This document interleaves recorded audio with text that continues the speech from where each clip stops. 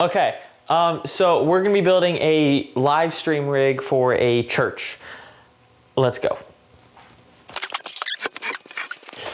Okay, so I'm using a crap lavalier instead of the Crabline camera mic. Sorry, I still can't find my fluff ball mic. All right, so the gear that we have a $2,400 budget for gear. So the idea is to get the audio from their sound console into a computer, which is gonna be live streaming, along with video. Now, because our budget is $2,400, they want this camera to be as flexible as possible. They want this camera to be able to be used outside, you know, for if they're just recording something outside. They want to be able to move it up front, in the back, wherever. So we're going with wireless. We're wirelessly getting the video from the camera to the computer upstairs in the balcony. Also, another thing is they don't have extra volunteers for this. So this has to be able to be operated by the one volunteer that's running sound or the one volunteer that's running their graphics, like their lyrics. Also, we need to be able to get lyrics into it without affecting the lyrics that are being shown to the congregation. Their current setup is somebody holding a phone running Facebook Live. They're holding a phone aimed at the pastor, and then when it comes to music, they aim it at a laptop and they press the space bar.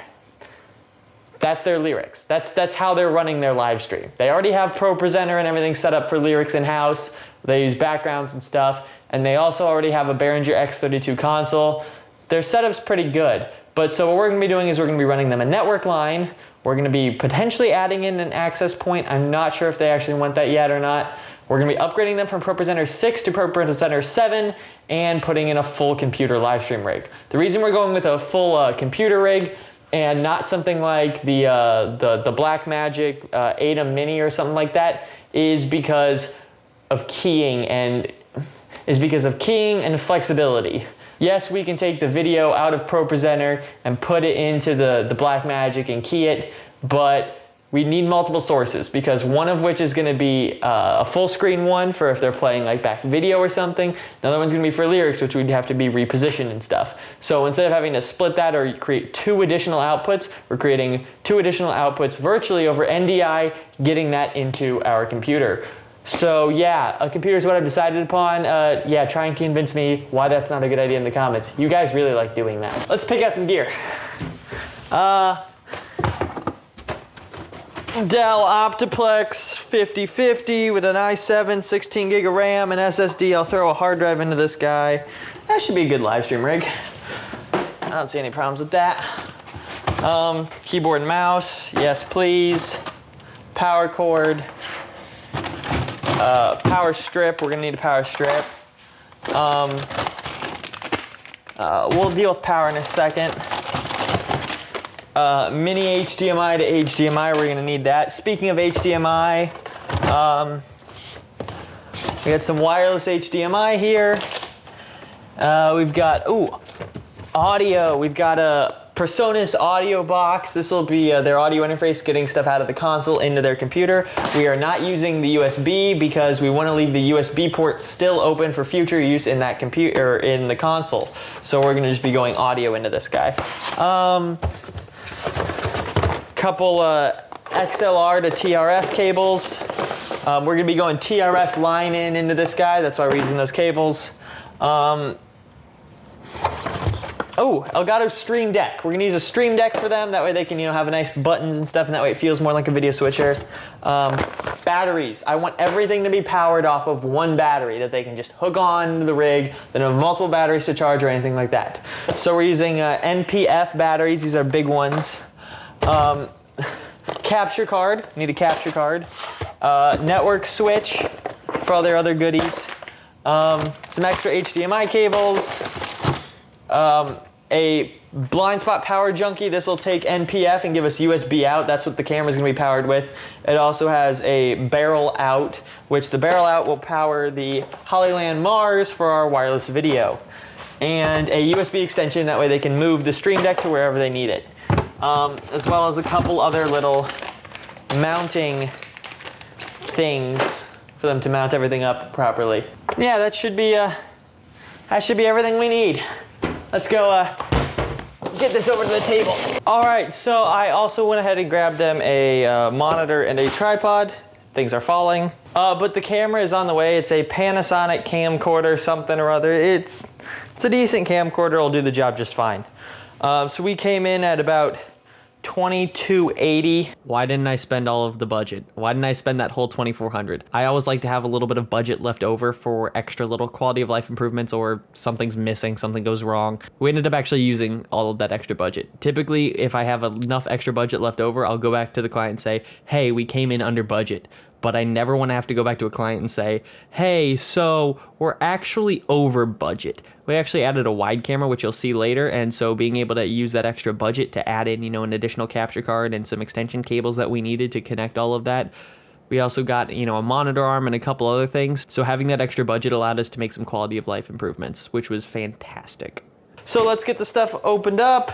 So I've gotten just about everything here that's necessary for this setup unboxed. I'm gonna go ahead and create some space, bring over another table, and let's get a test setup going of all this gear and hook it all up. All right, so I've got this setup here mostly done. I'm gonna go ahead and take this camera because it has clean feed HDMI, use it for the setup. So we're gonna swap cameras, and I'm gonna de-bloat this computer first because Windows 10 sucks, especially with bloatware and all the crap that comes pre-installed on it. So we're gonna get this guy cleaned up. I'm gonna install all the software, swap out these cameras. So we have currently everything all set up. I can unplug this drive right here.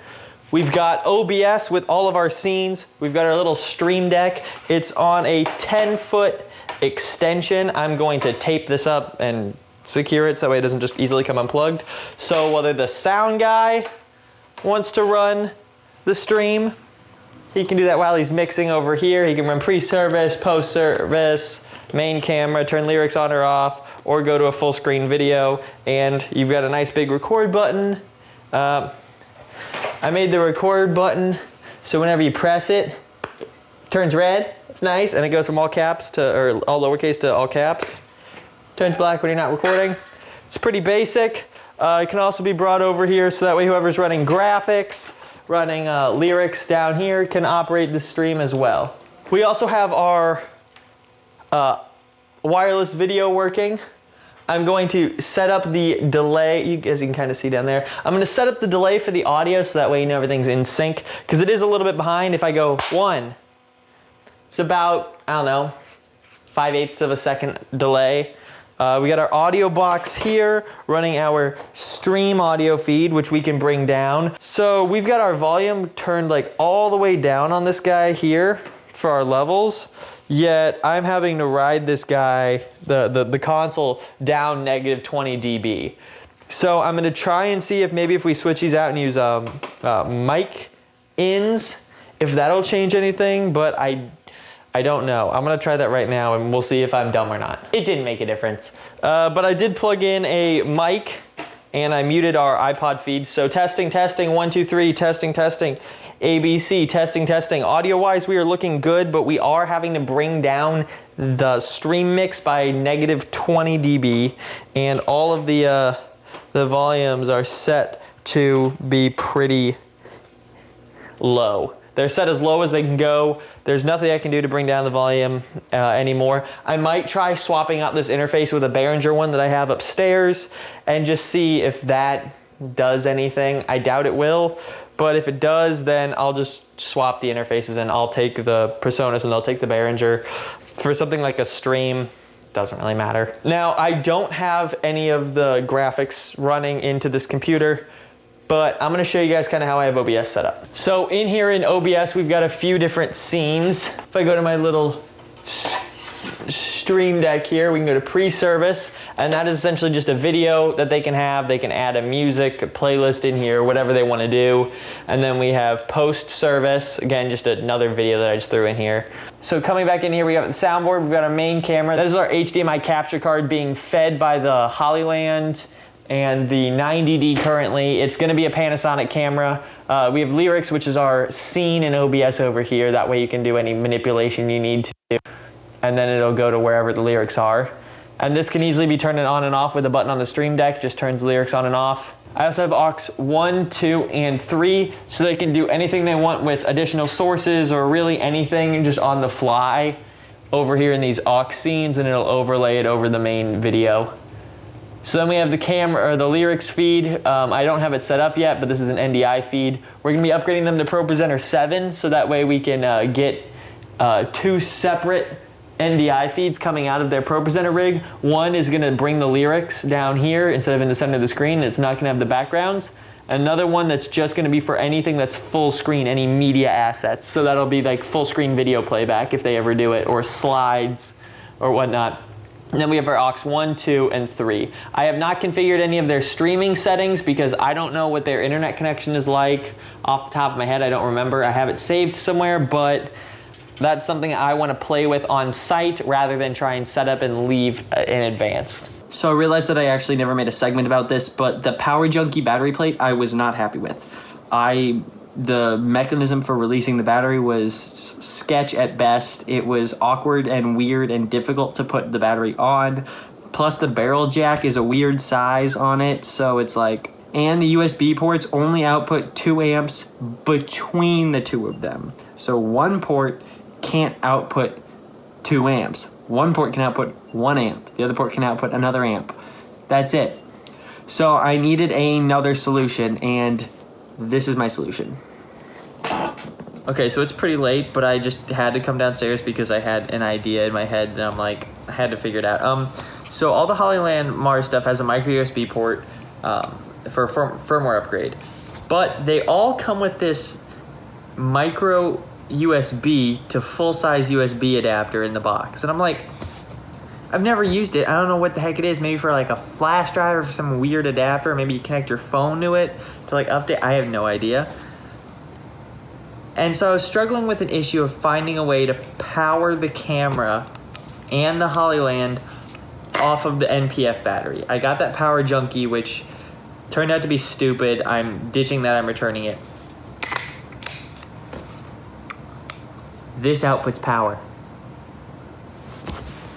I can power the Mars, because this is a much better battery plate, much easier release and everything. Like, this is just a much better battery mount than that Power Junkie thing that literally cost 60 bucks. Why? Boom, better mounting plate, and I get power for the camera. Easy as that. Sorry for another cut here, but so that Hollyland over the USB, it only outputs enough power to keep the camera on. As soon as I try and zoom in on the camera, kills power to it, pulls too much power. So instead, I return the Power Junkie and all the other NPF batteries and all that stuff, and I'm using a USB battery bank, a long USB cable for them to use for charging it, and a USB to 12-volt adapter cable to power the Hollyland, because the camera natively gets power over USB. All right, so we've brought out all the gear all the way out here to Illinois. Now we're gonna set it up over here and get it all installed for them. All right, so we have everything all set up. We have their Pro Presenter machine, we have their audio, and it all comes into our little station here that we've set up with their little stream deck, their interface. We mounted the wireless video receiver to the pole. You can see out into the sanctuary. And the camera rig is currently charging. That's why I don't have all that stuff on in OBS. So it's gonna be hopefully ready for service tomorrow. And we're gonna do our first test. So I'm about ready to run the network lines. Actually, somebody else is running them, but they're using my cable and I'm doing all the connections. So we're trying to go from up here into the sanctuary on the other side of that wall, and it's gonna be running up and along the side of the sanctuary, which I'll show you when that's done. But so I forgot my second box of cable like an idiot. So I measured it out, cut about an additional 50 feet of length, just so that way, you know, we make sure we can get the run. It's about 310 feet.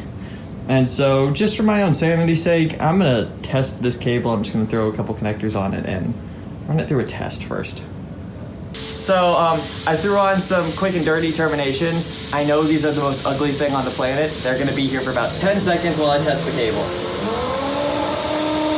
He's drilling through.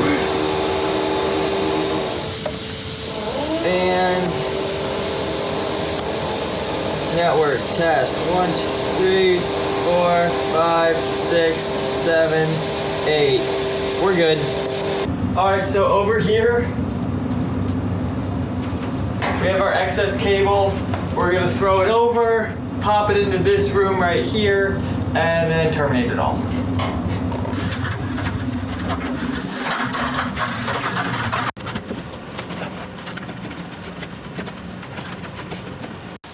All right, so we're popping out here for a second. We're gonna have to run to Menards or Lowe's to go get some of the wall biscuit cable boxes for terminating the Cat 6. So I was trying to go to Lowe's, but Siri directed me to a giant wheat field. So we're at Menards instead.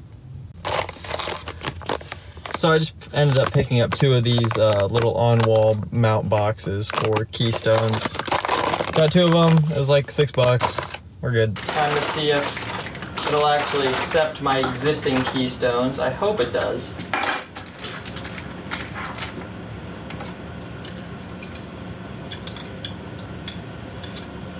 Hey, what do you know? It doesn't. Yep, don't buy these if you expect them to work with regular keystones. I'm gonna have to do a wall plate. One trip to the store later and we are back with wall boxes. External wall boxes. I hate these things. I hate these things. I really, really hate these things. But in this case, we don't exactly have a choice.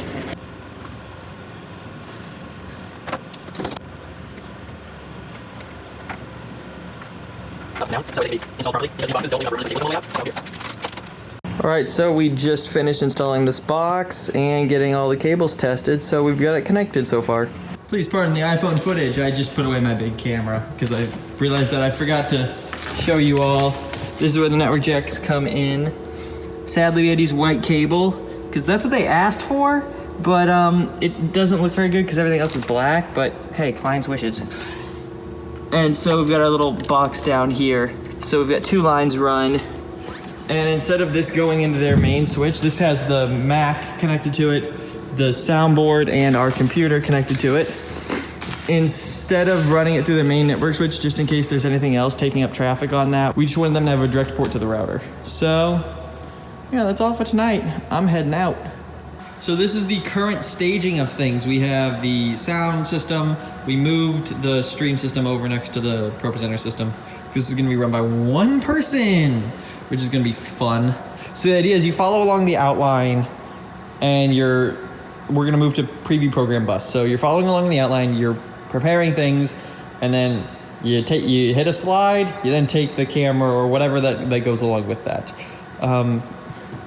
Next week, what we're going to be doing is putting a second screen here, running, actually moving to preview program bus instead of cut bus, and potentially upgrading their Wi-Fi. But they're going to have a dedicated sound console here for live stream.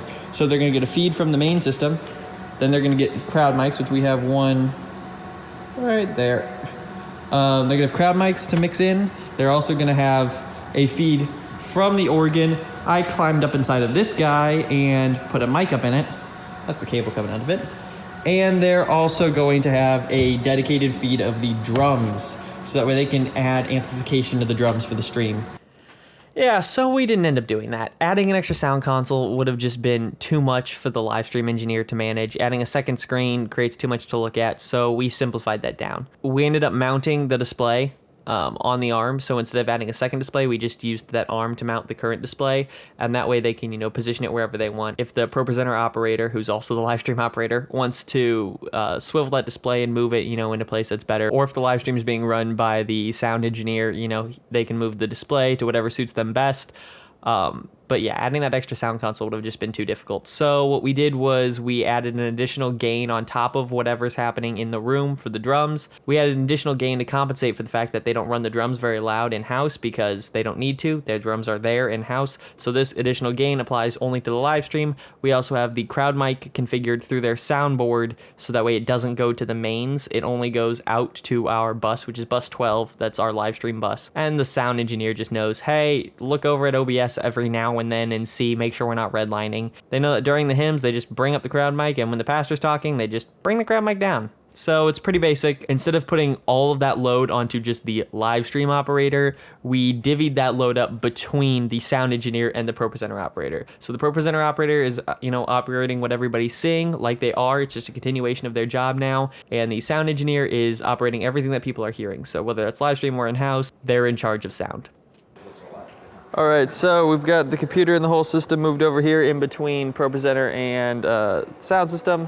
When they flip the power switch in for the sound system, the whole live stream stuff turns on, including the wireless HDMI, the converter for this camera, as well as this camera itself. This was a camera that was just donated by a member of congregation, so we added it into the system. Didn't cost them much extra to do that, and now they have a wide camera. They've got confirmation going on right now, so I can't exactly go down there, but about right there we have a crowd mic mounted, and you can't even see it. Overall, this job was pretty painless. It was just, you know, a lot of weekends of traveling, because I've been up here this is my 4th weekend up here, and then they have me for essentially whenever they need extra support. I did throw on TeamViewer to the computer, and I've needed to use it once already, so it was a good thing that I did it. ProPresenter, its NDI outputs, sometimes they like change their ID or whatever, so OBS sometimes doesn't actually reconnect to them.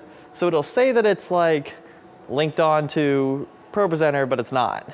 So they have to go into the drop-down menu of the source settings and change that. Which, you know, that's okay. It's not a big deal. They don't have any extra video outputs on that computer, so there's nothing really I can do about that. I don't have my tripod, so I'm just down here. I did show them how to use the NDI app on their phone, so that way they can add in an additional camera to it, to the system through their phone using the NDI app. And they have a little tripod over there. Hang on. I've got this thing. So they could add on somebody's phone just in a clippy tripod and have another camera. I also did get them set up on a preview program bus instead of a cut bus, so they have all of their sources and then they have take on the Stream Deck. Okay, so here's their Stream Deck. It's got full video, lyrics, wide camera, their main camera, super source, and take. It's a pretty good little system for them. It works well. I'm happy with the project. They're happy with the project. They have fully had it working for a week now. And this weekend I was here just kind of overseeing things, and I didn't have to step in once. So that tells me that they are fully equipped and ready to run this by themselves, and I have full confidence leaving it in their hands. Okay, so it's time for an end of project recap. Now, are there some things I could have done differently? Yeah, but overall, I'm happy with the project. This project turned out pretty well. A lot of people will probably be asking why I decided to use OBS as my video switcher instead of something like a Blackmagic or anything like that. We realistically could not have fit it in the budget. If we would have gone with something like the Ada Mini, we wouldn't have had enough inputs because we would have needed main camera, wide camera, key, fill for lyrics, and then our full screen. And we just don't have 5 inputs on that switcher. Also, we needed a key and a fill. We also needed another main output from the ProPresenter computer, and that computer doesn't have any more display outs available to us. So we needed something where we could get an NDI signal in. And so that's why I ended up going with something like OBS. Now, in the future, I would like to see them switch over to something like vMix. I know vMix has mixed ratings, but I found that it's usually less finicky than OBS, and especially in terms of remembering sources and like picking up capture cards again after like a reboot or like a replug. I've had issues with OBS where it kind of is like, what do you want me to do? And I have to close out of OBS, restart the computer, and then it's fine. They're on OBS for now. Once they get some money together and once they've figured out kind of the ins and outs of OBS and kind of how to utilize it, then I'd like to see them on vMix. But overall, for a system that's designed to be run by 2 people that are already having to do other jobs, I think this is about as simplistic as I could have done for them. They have their main camera, their wide camera, lyrics, and full screen. So for their congregation and their church, this system's perfect. They upgraded their internet speeds, so now they have promised speeds. So they have a promised 200 down by 30 up, which is fantastic for running the stream. I've already been playing around with upping the quality of the live stream. I finished with that installation about 3 weeks ago, and I've talked with the people that are running it right now. They said they didn't have any problems. The pastors are happy with it, the congregation's happy with it, and I've been checking in on them to see how they're doing, and everything looks good. So I'm gonna call this project a win,